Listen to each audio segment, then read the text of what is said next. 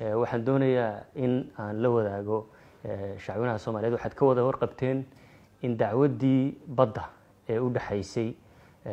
dawladda federaalka Soomaaliya iyo dalka Kenya oo hadda 6 jirsatay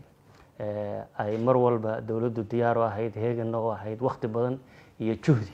madaxweynaha ra'iisul wasaaraha iyo dhammaan xukuumaddu ku bixiyeen sidii ay u meel mari lahayd oo ay u dhaqaaqi lahayd waxaan rabaa inaan idin la wadaago 23 April sanadkan dawladda Kenya waxay geysay dacwad ay ku doodayso in dacwadda badda dib loo dhigo muddo aan xadidnayn sida Ingiriisiga ay ku yiraahdeen indefinite period dacwadda gabigeedaba muddo dheer oo aan xadidnayn oo aan cayinayn dib loo dhigo arinta aad ayaan uga hor nimid qoraal adag oo dood culus xambaarsan oo ku fadhiya sharciyada caalamiga ah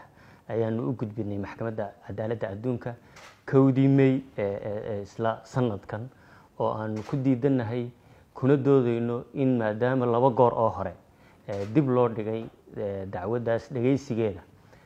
in aan la dhaafinin laguna dhageysto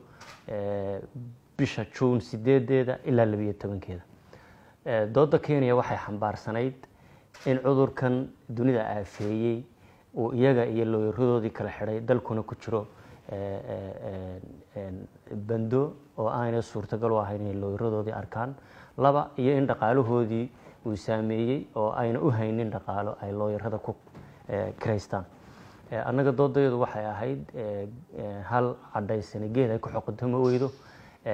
cadaaladda oo dib loo dhigaa waa cadaaladii oo la waayay in si nabad ah oo cadaalad ku dhisan dooda garmaqalkeeda loo dhageysto Soomaaliya iyo shacwinaha Soomaaliyeedna ay cadaalad helaan waxaanu ku adkaysanay inaan 8 June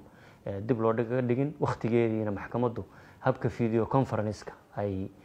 ku dhageysato waayo maxkamaddu waxay soo saartay inkastoo ay ku cusub tahay nidaamkani in dacwadaha ay maqli doonto wixii 31 May ka dambeeya ay online ku dhageysan doonto sida ay u kala culus yihiin iyo sida ay u kala fudud yihiin iyadoo qiimeynaysa maxkamadda awooddaasna iyadoo iska leh Kenya mar labaad iyadoo aan cidnaba ayran weydiisan ayay 2 May ka soo 4 May sanadkan ka soo jawaabtay doodii adkeyd ee Soomaaliya oo aan ku diidanayn dibadhigka dacwadaas Soomaaliya waxay mar labaad fursad u heshay in ay ku celiso dood culus oo ay maxkamadda cadaaladda adduunka ka codsanayso 7 May ee sanadkan in aan dib loo dhigin waqtigeediina la dhageysto looyarada iyo dhinacyaduna iyagoo guryahooda kala jooga dalalkooda jooga goobahooda jooga maxkamaddu ay online ama video conference ay ku dhageysato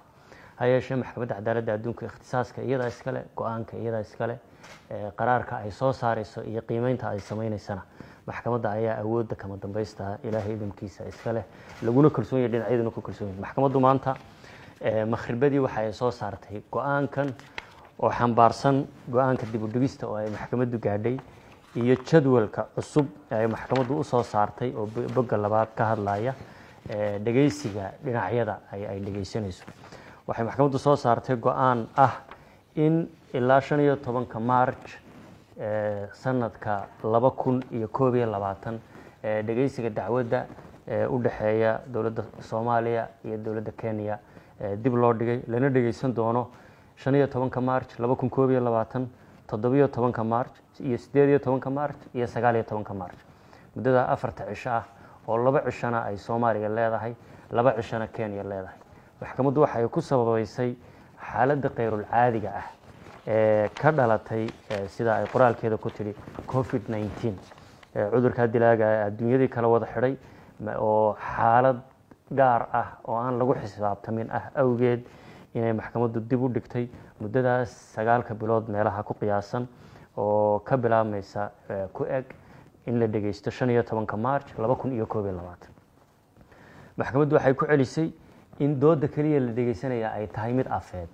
oo aan la aqbali doonin dokumentiyo iyo qoraallo cusub oo aan awal la soo gudbinin mar kale oo hadda maxkamadda dib loogu gudbiyo waayo dooda qoraalka horaa dhinacyada looga dhageystay horay u dhamaatay wixii ka dambeeyana waa go'aanka kama dambaysta ah ee maxkamadda cadaaladda adduunka inay soo saarto garsoorayaashu ka fadhiistaan dhinacyaduna ay helaan oo Soomaaliya ay hesho cadaaladii muddada dheer